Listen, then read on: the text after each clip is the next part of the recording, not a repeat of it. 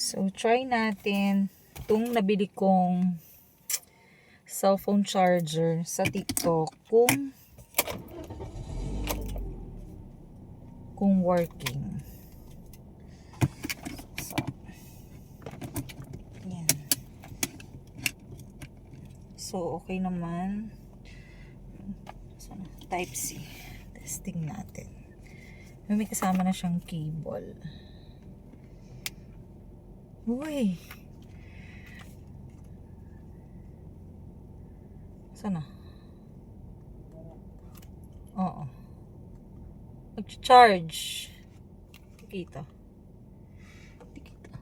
Ayun o, nag-charge. Gumagana. Maganda siya. Tsaka may kasama na nga o. Okay, working. Tinesting ko lang naman.